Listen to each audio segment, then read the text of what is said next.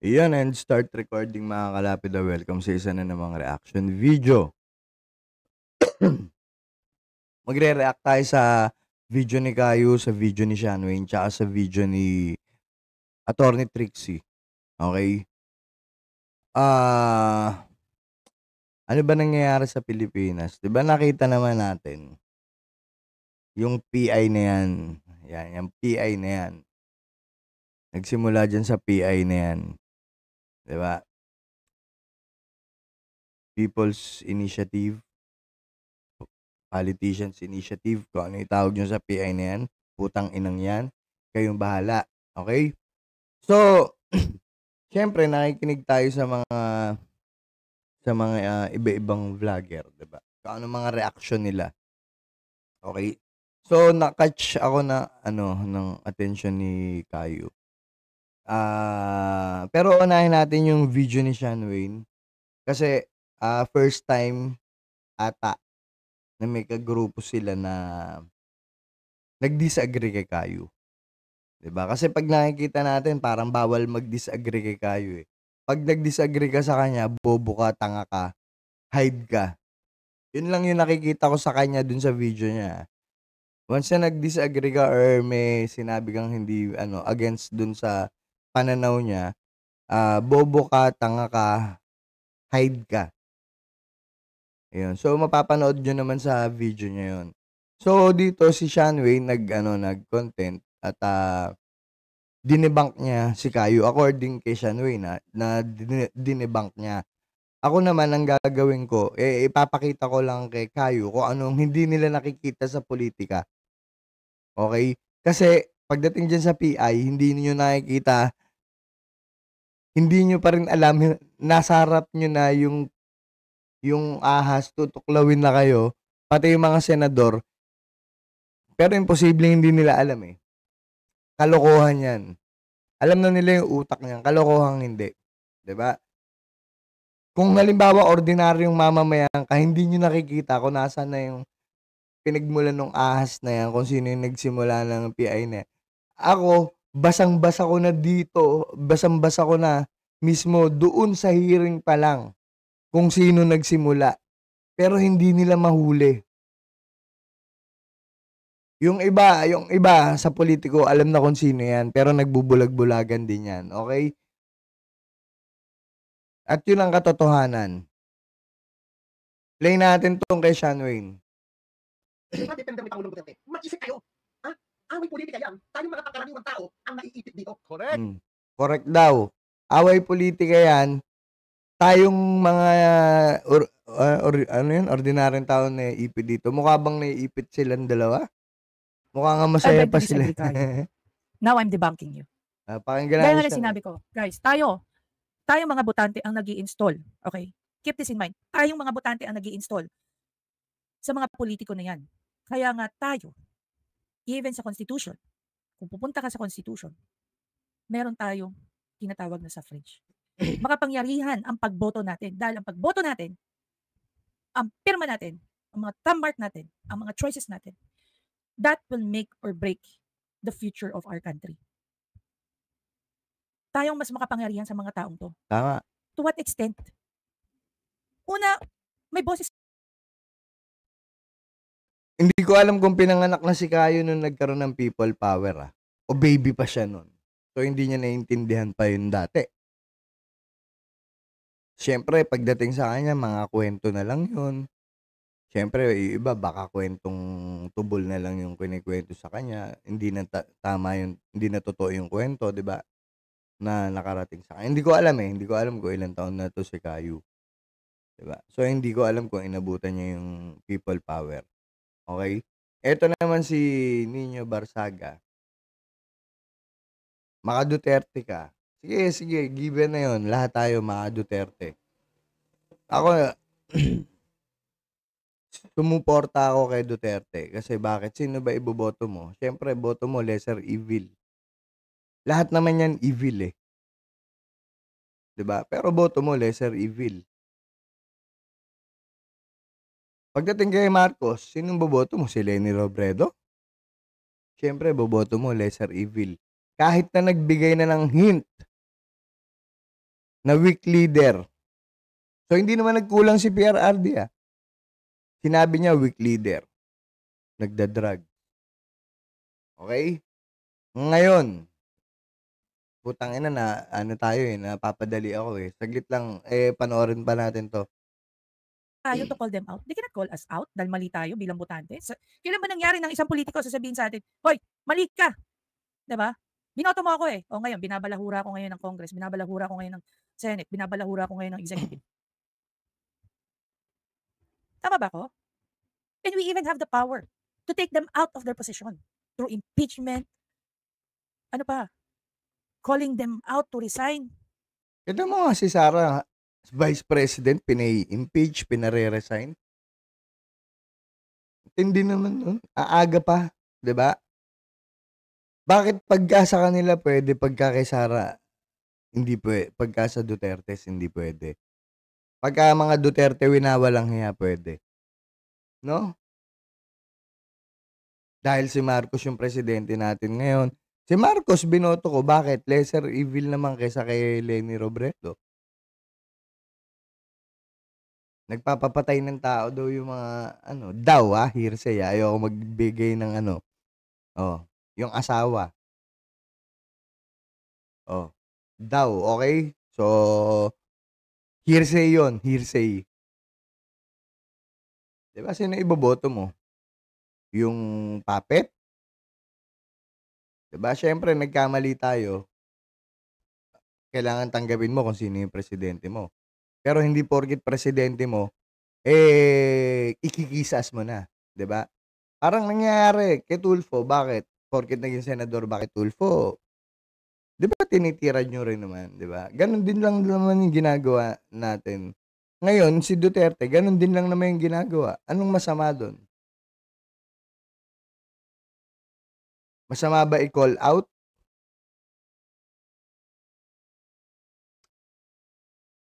Anong masama i-call out doon? Rebellion? Mamaya, rebellion, dadating tayo dyan. Yung akala nyo rebellion? Yung akala nyo sinasabi nyo narco-list? Sige, dadating tayo dyan. Lalo na kung halimbawa, hindi nyo talaga alam yung mga punot dulo. Hindi nyo alam yung mga punot dulo, manahimik na lang kayo. 'Di ba? Sabi ko sa inyo, putang ina, magbanggitan tayo ng pangalan, pero tayo ng anuhan na lang tayo. Kasi sasabihin ko na lang sa inyo kung sino yung tao na yun. Na hindi nyo pa nakikita. Pinakikita na sa inyo ng Senado, harap-harapan na nasa litrato. Hindi nyo pa rin alam kung sino. Kung sino yung nagpasimula niyan. Binigyan lang kayo ng mga fall guy, binigyan lang kayo ng mga kunwari nag-finance o kinagat nyo na. Puta. Ganyan katatanga. O, 'di ba? Tuloy. Marami tayong pwedeng gawin. Pakasuhan sila. It's just that we are so ignorant. We are so naive. Imaginein mo tayong mga common na Pilipino, no? Tayo naglalagay sa kanila, tayo nagpopondo sa kanila, tapos lumalabas, tayo pa ang nagkakaroon ng utang na loob sa kanila. How funny. Come to think of that. Bakit sa tingin nyo, may mga posisyon, okay? May mga posisyon. Tsaka mayroong mga solid na Duterte talaga. May mga followers yan, hindi pa rin biyak yan. Kung inaakala nyo yung 31 million na bumoto kay PBBM, galing sa kanya talaga lahat, mag-isip-isip kayo sinong bumuo ng Uniteam. Sino ang nagpakana ng Uniteam? Paano nabuo Uniteam?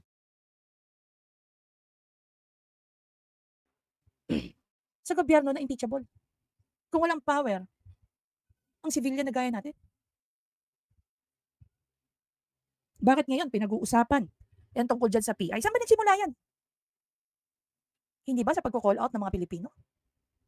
Hanggang na-realize na lang ng Senate, oh my God, kami pala yung tatanggalan ng power. Yung Senate, nagulantang sila, 'di ba? Mawawala sila ng ano, grandstanding na. Pero may isang tahimik, 'di ba? May isang tahimik, merong hindi uma-attend. Tahimik, hindi niya alam kung saan siya lulugar eh. Hindi siya pwede mamangka, so absent na lang siya. Okay, tuloy. Hindi ba? Saan ba lahat nag-umpisa yan? Di ba nga sa boses ng mga botante? Nope. Nope. Nope. Hindi sa boses ng mga botante. Nagsimula yan. Mas maganda pakinggan natin si Nino. Ano muna tayo siya noon na. Basta nakuha ko na yung ano mo. Nakuha ko na yung punto mo. Dito, punta tayo dito. Gusto ko yung kay Nino. For some reason, after ilang years, maririnig ko yung sinabi niya. Na pinakawalan niya, si PBB daw, si BBM, dahil kaibigan niya at kakilala niya. Dahil kaibigan niya. Pinakawalan ba niya? Kailan ba niya nakuha yung narcolist? Mayor pa siya. Okay? Pero nagbigay na ng hint si PBBM, ay si Duterte, nung bago mag-eleksyon. Imposibleng hindi nyo narinig yun. Sinabihan na nga, di ba, weak leader. Nagbigay na ng hint. Weak leader. Okay? May gumagamit. Kaya nga nagpa-drug test yung mga, ang tawag dito, lahat ng mga kandidato, di ba? Sa public.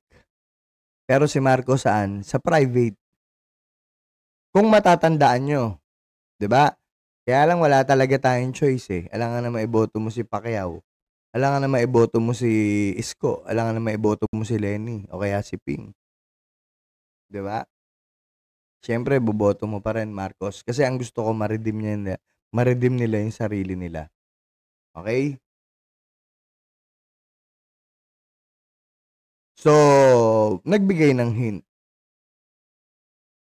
Nasa narcolist ba lately? Wala. Narcolist noon. Yun yung sinabi. Nasa narcolist noon.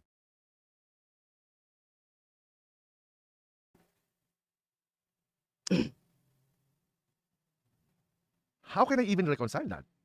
Ang dami kong tiniis yung moment na yun na nakita, no? Tapos meron palang Meron palang. At alam. Sabihin na natin, alam. So, ibig sabihin, hindi mo kasi alam yung laro ng politika, kaya ka na-disappoint. Hindi mo alam na lumapit si Amy Marcos kay Rodrigo Duterte para isalba yung kapatid niya na huwag isama doon. So, pwede. Nangyayari. Pero pinakulong si De Lima. Ang daming pinakulong. Panoorin mo yung ano ni Sean Wayne. Yung mga video ni Sean Wayne kanina. 'Di ba? Panoorin nyo yung video ni Sean Wayne. Kung sino-sino mga pinakulong ni ano. Pero nakiusap kasi kaibigan, 'di ba? Nangyayari ba 'yon? Ano tayo, magtatanga-tangahan ba tayo na hindi nangyayari yung kahit kaninong politiko? So, nadi-disappoint tayo sa isang nangyari na kinonsinte ni Duterte si Marcos na maging presidente dahil kaibigan niya. Pero sa totoong buhay, nangyayari naman yan kahit sinong politiko ilagay mo dyan.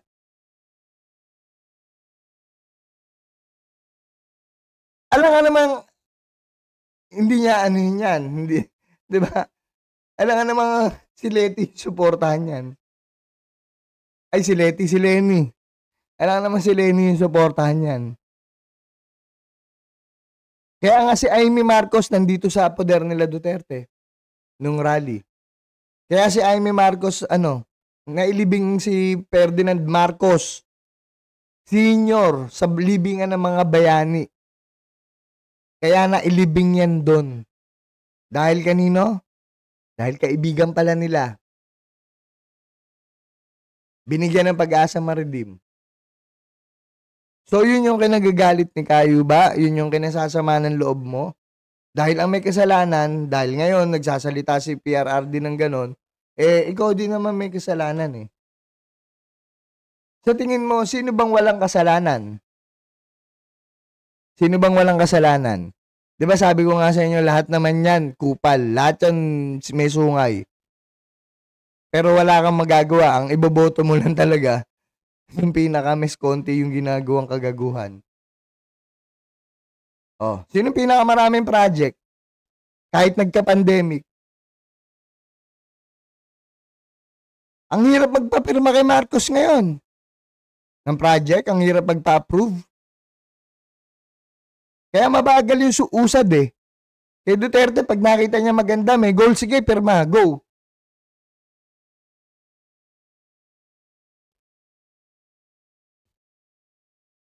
Pag hindi tayo nakapasok sa gobyerno at wala tayong alam sa gobyerno, tahimik tayo. 'Di ba? Pero kung, kasi syempre, saloobin mo yan, irerespeto ko yan. Pero sinasabi ko lang dito, ang pinapaliwanag ko lang dito, yung mga nakikita ko na nangyayari, na totoo, na wala kang magagawa kahit magaganyan ka dyan, na sabihin mo na ma-disappoint kayo. At the end of the day, lahat yan demonyo. Lahat yan may sungay. Lahat yan may interest. 'Di ba? Pero pipiliin mo kung sino yung Bakit sa tingin mo ginawa yung prayer rally? Actually, siguro, prayer rally para magandang pakinggan. Pero rally lang talaga. 'Di ba? Pero rally lang talaga kasi narinig naman natin yung mga expose, 'di ba? Mga in-expose niya. So, anong gagawin natin? Pakinggan nga, diretso natin to. Hindi to yung hindi niya alam, ha? Alam niya. Kaya iniisip ko, mga DDS, blunder ba? Blunder ba yung nangyari nung sinabi yung kay ano? Kasi, I think may backlash to eh. May backlash sa mga bumoto kay Tatay Diggs. Ano magiging backlash? Yung mga solid Duterte fans at yung mga sinasabi mong fanatic, okay, na solid,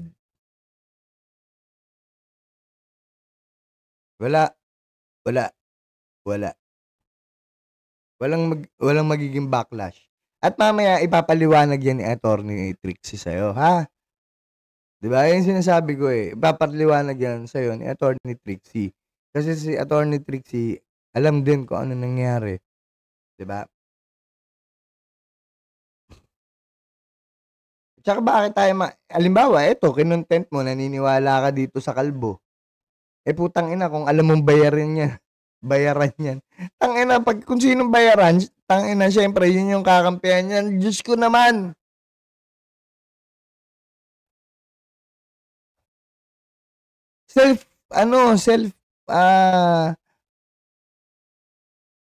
Basta yun na yun. Sarili niya mismo nagsabi, bayaran siya. Binabayaran siya, di ba? May accommodation siya, may ganyan. Okay, diretso, kasi sobrang haba na ito. Diretso natin ng PIDEA. Sinabi ko yung PIDEA. Ang sabi daw niya, anong isasagot ng mga tanga na to? Hindi si Kalbo sabi niya, anong isasagot ng mga tanga na to?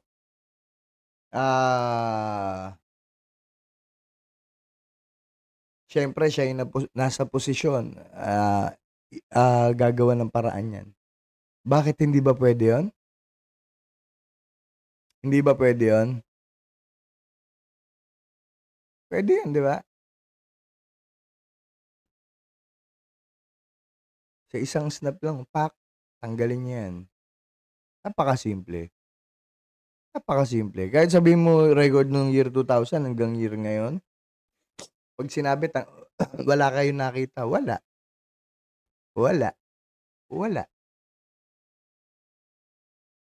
Sino ba susundin nila? Yung presidente nila. Paano naging tanga yung mga tao kung yun yung iisipin? Posible yun. Diba? Tanga na kaagad yung mga tao pagka yun yung inisip. Posible yun.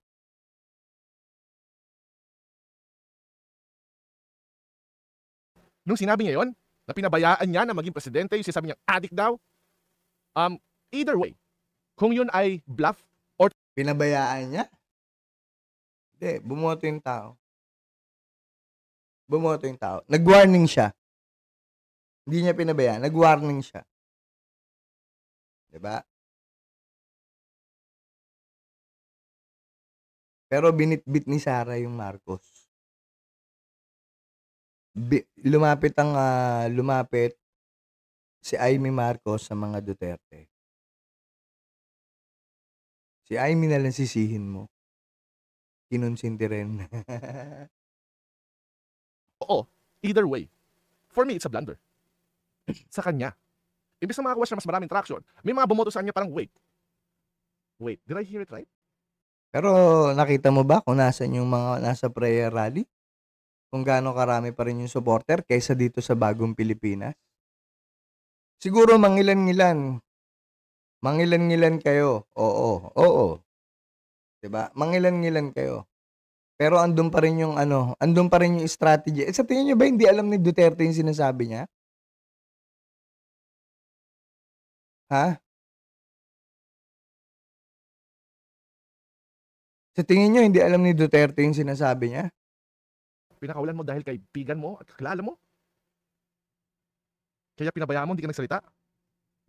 Nagsalita siya. Nag-warning siya. Ano yun? Hindi ka nakikinig before magbotohan? Basta ka nalang bumoto? For a second. So, sino pa yung ganun? Yung tanong, sino pa yung ganun? Backlash to eh. I really think it's a blunder. It's a blunder. Gusto nila siguro incriminate si PBBM, pero nagkaroon ng backfire. Na parang kasi mapag-isip yung mga dating bumoto na parang, I'm sorry, what? Really? I think it's a bluff. But yun nga, in a negative way ito para kay Tatay Diggs. But so far, I would still say Duterte was the best. Wala akong problema doon. I still support him. Ay yung difference eh. Marinig natin ngayon kung sino pa yung ganon. Okay? Ito yung insider. Insider to si Nino Barsaga. DDS to. Solid. Kahit anong sabihin niyo DDS to. Kung solid dyan, hindi niya wawasakin si Duterte ngayon. Pumunta ka talaga dun sa mga nagva-vlog na solid na Duterte. O hindi nila ilalaglag si Duterte ng ginagawa niyan. Kahit saan naman yan pwede. Punyango siguro yan. Kung same kami ng sentiment sa nangyari, justified doon sa akin. Kasi I voted for Tatay Diggs. And then I got offended because of what he said. Kung di niya sinabi niya, walang problema eh. Kung sinabi niya na, atik ka, nasa lista. Yun. Ano mo na yun? Opinion mo na yun. At yun yung feeling mo na daya ka, wala tayong magagawa doon. Diba? Wala tayong magagawa doon. Kung feeling mo nadaya ka. Pero kung hindi mo pa rin alam yung laro ng politika at nakikinig ka dyan na ang tagal, kung sinasabi niyang insider yan, ang tagal na, hindi pa rin niya alam yung laro ng politika, anong klase yun? Hindi niya pa rin alam? Hindi niya alam kung ano yung laro ng politika. Kahit sabihin mong, bakit pinabayaan? Hindi niyo ba alam yung laro ng politika? Sige, nasaktan ka kasi hindi mo alam. Tama yan. Yung kasama mo, yung kino-content mo, sabi mong solid, hindi niya alam? Puta, kalokohan yun, hindi niya alam. Kalokohan yung hindi niya alam. Alam niya mga nangyayari. Kung talagang totoong DDS siya, kung totoong insider yan, dapat alam niya kung ano yung kalakaran. Alam niya kung paano paikutan. Alam niya kung sino yung mga totoong pwedeng palusutin o hindi. Dahil nagkakaroon talaga ng ganon. Kahit anong gawin mo, kahit saan politiko, yun na yun eh. Diba? Sino ba? Sino malinis yan? Si Panfilo Lacson? Si Manny Pacquiao? Si Isko Moreno? Si Leni Robredo? Sinong malinis doon? Sino iboboto mo? Wala kang choice, di ba? O kung hindi mo kilala, kung wala ka ring alam kay Panfilo Lacson, syempre, iisipin mo, ito yung pinakamatino. Kung wala kang alam, ganun din kay Pacquiao. Baka nga si Pacquiao ngayon pinakamatino, kaya lang hindi siya pang-presidente. Kaya hindi siya nanalo eh. Pero hindi natin alam. Diba? Tahan ka. Nasa listahan ka, siguro ngayon or whatever. May hurt yan si Sean Wayne Caio. Bakit? Laki 16 nun, 10 minutes na. ago. Ba't siya may hurt? Sino pa po? Sorry team. Except doon sa rebelling sa kanya. Yun yung question.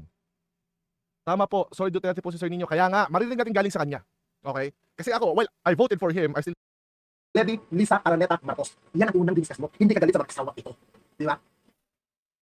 Ito po ang tanong. Ano ito? Oy, Nino. Bantot, support. Andyan ka pala. Po sa inyo. Hindi sigurado ako ng makakaraming Ako, yun din tanong ko, right? ito po ang gusto namin malaman, Ginoong Pangulong, dating Pangulong Duterte. Bakit ngayon katamang dumadakdak sa allegation mo na gumagamit? Bakit ngayon lang siya dumadakdak? Bakit? Ano ba nangyari nung dumakdak siya dyan? Ano nangyari sa PI? Ano nangyari sa Comelec? Gulantang lahat, di ba? Nagpanik lahat, di ba? Hindi mo pa rin alam, Nino Barsaga. Akala ko ba solid DDS ka, tapos hindi mo alam. Anong katangahan yan, Nino?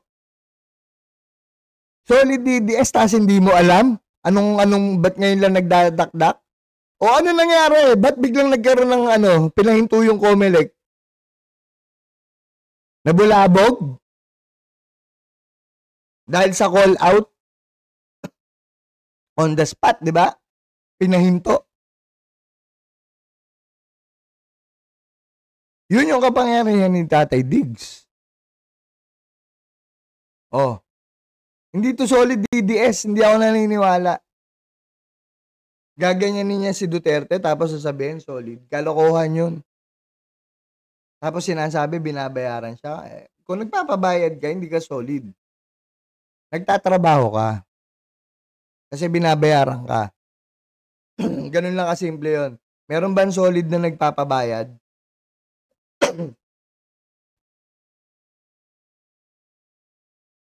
Oh. Sino nagsimula? Gusto ko yung pakinggan yung kinanti daw eh. Illegal na droga.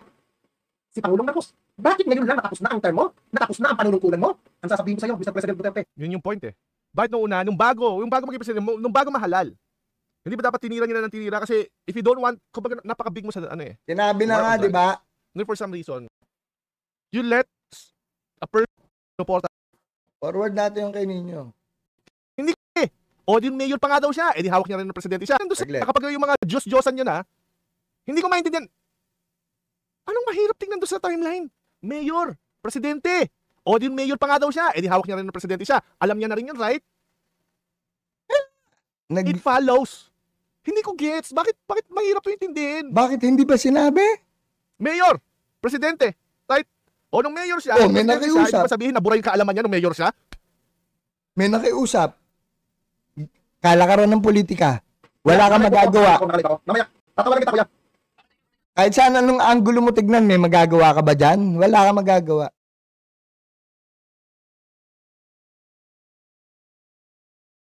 Ay kuya, ito ang tanong ko po dito. Kilala namin kayo na galit. Walang anak, walang kapatid, walang kamag-anak sa'yo. Pinangalandaan mo po yan. May beloved former President Duterte. Sinasabi mo, hindi mo gets Marcos yan, wag ka nga. Ano? Hindi mo gets Marcos yan, wag ka nga. Duterte yun eh. Hindi ko members only ko. May tinatawag method of Duterte. Ganun yung method of tenacity. Tanong ko sa'yo, Rene Salazar, sino si Duterte sa Marcos? O tanong ko sa'yo, ba't siya nagkasalita ngayon? So ngayon, bigla lumakas na ba siya ngayon? Mas malakas na siya sa Marcos ngayon? Ba't siya nagsalita ngayon? Contradiction! Kasi alam bakit? Ang ginagamit kong method is Duterte forever Duterte. Sabi ko sa inyo, lahat ng abdomen, lahat ng sabihin yan, walang may argue. Ikaw, automatic ka nga makasagot sa akin. Puro wow talaga. Wow. Loyal. ang sabi mo, may ebidensya ka. May nakapagsabi sa'yo sa PIDEA. Sa kahit anong sangay ng gobyerno. Tanong mo, ang sabi mo, may ebidensya ka. May nakapagsabi sa'yo sa PIDEA na gumagamit ng illegal na droga. Si Pangulong Bongbong Marcos. Bakit hindi mo pinangalanan? Baka claim naman na bayad ka. Meron yan, maniwala ka, meron yan. Kahapon lang meron eh, di ba? Bayad inilabas sa larangan ng social media, sa larangan ng mga press conference, sa larangan ng mga speech mo, kung akin na naman. Bakit hindi mo ginawa yun, Ginoong? Eh bakit hindi mo siya tinanong na nung nandun ka pa, nung DDS ka? Dapat alam mo yun, di ba solid ka? Di ba nandun ka mismo, sabi mo, binabayaran ka, kasama mo, nakapirma si Bato, ba't hindi mo alam? Dating Pangulong Tama, di niya ginawa, di ba? Bakit ngayon lang? Nakakapagdura. Nakakapagdura po. Ako'y bilang supporter mo, hindi ko ako dati supporter. Until now. Bilip ako sa'yo, sige ginagawa mo. Hindi ko may tatanggi at hindi ko maiaalis sa aking kaisipan, mahal na Pangulong Duterte. Bakit ngayon ka nagsasalita? Ito po. Malamang sa PI, putang ina. PI. Malamang sa PI, di ba? Hindi niyo pa ba nakikita? Ang tagal kasi nung putang ina, haba kasi. Hindi ka nagtaka, di ba? Saan ba yung galing lupalop? Isa pa to. Ano sa ano? Rebel.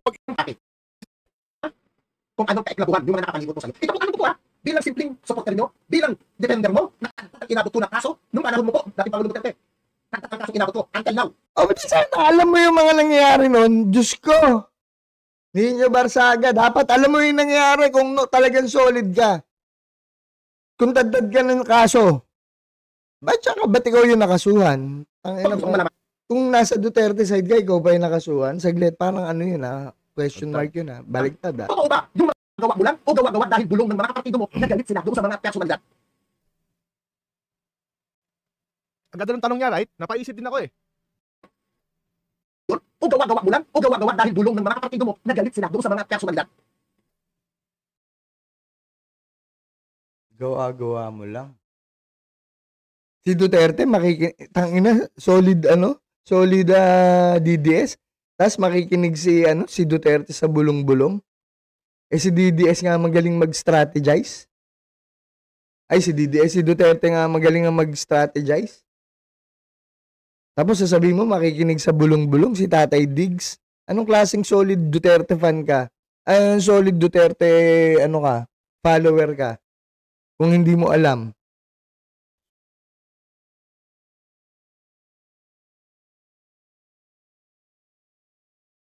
Sino ba ano ba ang unang nagsimula diyan? Paano ba nagsimula diyan? Ang sinasabi niya yung daw. Kasi yung haba hindi ko alam kung saan ko hanapin dito sa sobrang haba na video na to eh. Bubuod na natin. 'Di ba? Nagsimula daw kasi nakanti daw si Baste. Si Baste ba o si Paulo. Si Pulo. Nakanti si Pulo sa 51 billion. Ngayon, tatanong ko, asan din yung ebidensya nyo? Asan yung ebidensya nyo sa 51 billion? Hinahanapan nyo lagi ng ebidensya yung kabila. Okay, asan yung ebidensya nyo sa 51 billion? Na sinasabi nyo yung tinuturo nyo kay Baste. Sinong kumante? Kinante si Baste, okay? Asan ngayon yung ebidensya nyo? Pangalawa, yung confi funds ni Sara Duterte. Hanggang salita din lang kayo, asan din yung ebidensya nyo? Diba? Asan yung ebidensya nyo na binulsa? Wala din. Pero tinanggalan nyo ng confi funds, diba? Ano pa? Ano pa yung mga bintang nyo? Ano pa yung mga bintang nyo? Ngayon, eto, number 1 si Duterte, si Sara Duterte sa pagka-presidente sa survey. Ilang paso na rin niya si Raffy Tulfo, di ba? Threatened na sa kapangyarihan na makabalik ang mga Duterte. Threatened na. So, kailangan na magpakawala ng mga political politicians yung PI na yan. Politicians Initiative. Kailangan na magpakawala. Tapos ngayon, tatanungin nyo, bakit ngayon lang nagsalita? Threatened na eh. Kailangan nang pumirma. Kailangan mabilisan na to. Kailangan may timeline. Bakit? Extension of term, Nino. ni Marcos hanggang 10 years. Pwede nang sumunod yung anak. Sino ang Prime Minister? Di yung pinsan. Wala na eleksyon, wala nang botohan. Yung ba yung maganda? Hindi nyo nga alam kung ano yung nakapalakip sa loob eh. 'Di ba? Huwag tayong magtanga-tangahan, huwag tayong magbulag-bulagan, lahat naglalaro ng madumi diyan. Hindi ko sinasabing malinis din yung mga Duterte, hindi ko sinasabing perpekto 'yan. 'Di ba? Pero nagkantian eh. Sa nagkantian, masama bang gumante?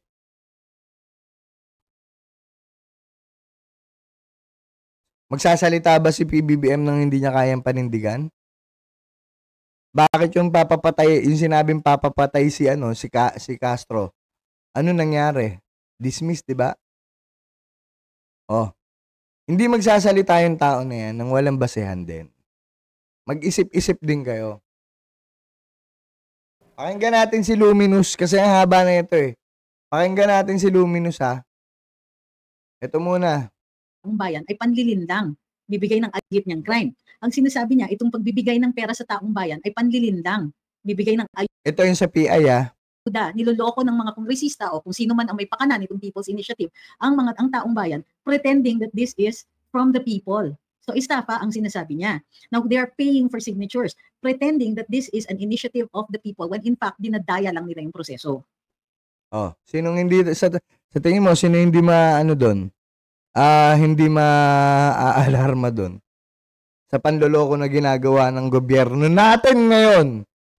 Ng gobyerno ngayon.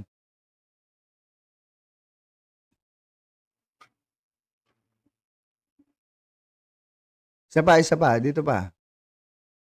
Good morning, Attorney Trixie. With former President Duterte. The people who agree, kumbaga, with former President Duterte, hindi sila natitinag. So what was the opening salvo on? Hindi sila natitinag. Yun ang solid, 'di ba? Hindi naman porket solid ginojos na, grabe naman. Tuloy. Right. Wala naman, never daw na nasa drug list, nasa narco list si President Marcos. But how many people honestly, truly believe that isn't just, not even worth the paper it's printed on? 'Di ba? Hindi na resistant yung mga supporters ni President Duterte. Debunk mo to, debunk nyo to.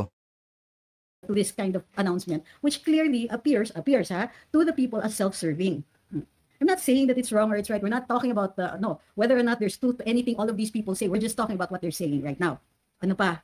So President Marcos says that it's probably the fentanyl, parang ganon. So he acts like he's being concerned.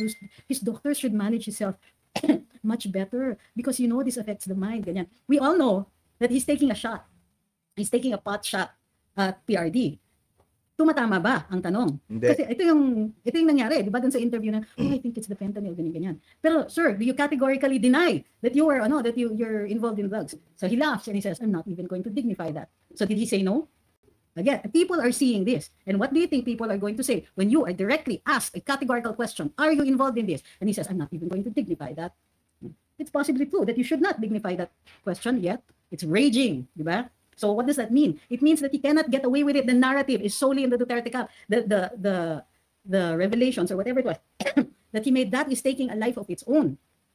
I think that the part of the Dutertes should try to regain, kumbaga, I thought at first na President Duterte got distracted at ni-reveal niya yung mga yon. But on hindsight, now with the way everybody's reacting, tama yung choices niya of the things to say last night. Bakit? Ako kasi I would not have talked about personalities or anything like that. Charter change yung issue, charter change yung storya. Yes. Pero, what's happening? He also introduced a new thing, which was the character of the president. And yun yung mga revelations, the cast of characters supporting him, the First Lady, the Speaker of the House, and so on. So, bear with me on this one. Instead, so what happened? The COMELEC suddenly announced they're not taking signatures. Tumama. Ibig sabihin, who is controlling this narrative even more? After the revelation that this is clearly intended to perpetuate themselves in power, they're trying to de-escalate. Di ba kagabi sinabi namin yan? If I were them, okay? If I were them, I would Stop charter change. They can afford the time anyway. Stop charter change. Either explain it and then continue it, or stop it, hold it in abeyance until such a time when the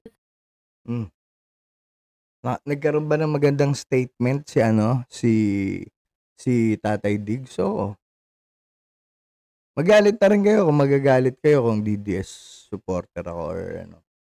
'Di ba? Sabi ko naman sa inyo, hindi ako tool fanatic, hindi ako kung ano man. 'Di ba?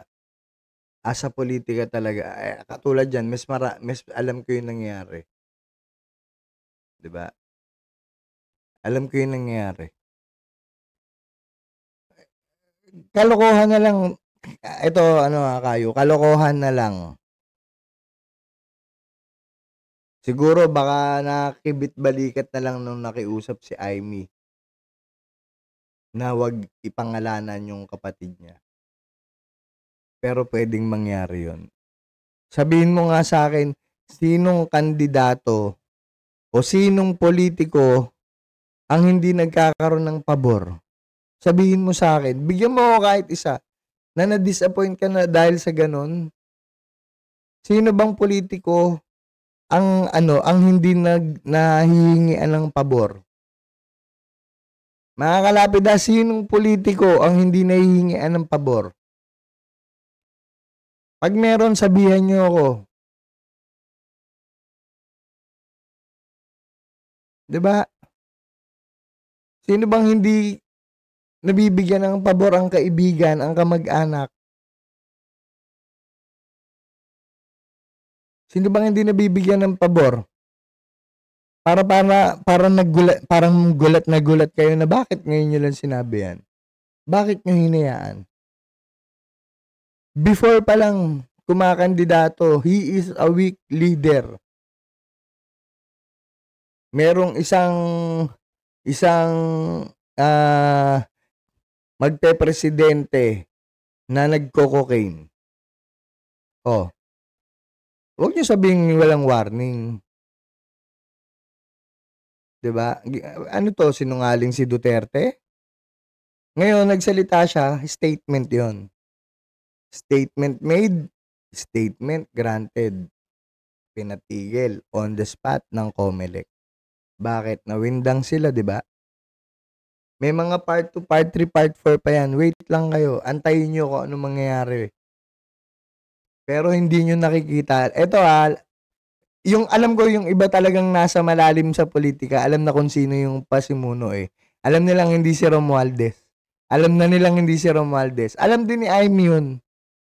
Alam nila. Alam nila. Nasa mukha na nila. Kagahapon pa lang nasa mukha na nila, hindi pa nila alam. Ay, Diyos ko, mga vlogger, yung mga nagre-react sa politiko na nasa harap nyo na hindi nyo alam kung sino doon ang nagpasimula. Ang inang yan.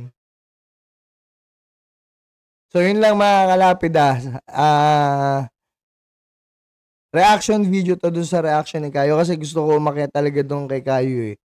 Kaya lang, walang pagkakataon eh. 'Di ba?